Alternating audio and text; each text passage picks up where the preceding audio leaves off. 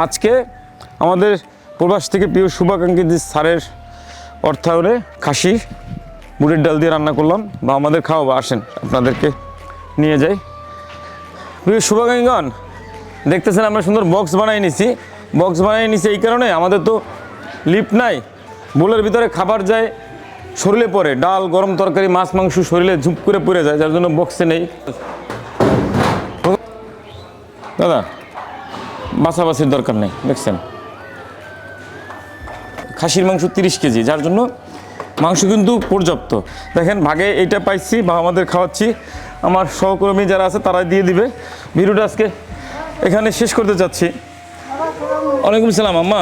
নাও। ওয়ালাইকুম সালাম আম্মা, বুটের ডাল দিয়ে। মা কি রোজা? রোজা? তুমি রোজা? আম্মা রোজা তুমি? মা খাসির মাংস। প্রিয় শুভাকাঙ্ক্ষীগণ, আমার অনেক মারা বাবারা রোজাদার যারা, তাদের তো খাবার দেওয়া সম্ভব না, কিন্তু আমাদের শতকরা ধরেন 15 জন রোজাদার, বাকিরা রোজা ছাড়া, যার জন্য আজকে রান্নার ভিডিও করলাম। সবাইকে আমার এখানে যারা থাকে এদের সবাই রোজা রাখা সম্ভব না, আসলে আমাদের এখানে খাবার আয়োজন করতেই হবে, যার জন্য আর আমরা রমজান মাসেও ভিডিও নিয়ে আসতেছি। শুভাকাঙ্ক্ষীগণ, বিনীত অনুরোধ থাকবে আপনাদের কাছে, হাত খরচ অনুরোধ থাকবে, এই রমজানে আপনাদের দান ভালোবাসা সহযোগিতা জাকাত ফিতরা নিয়ে আমাদের পাশে দাঁড়াবেন।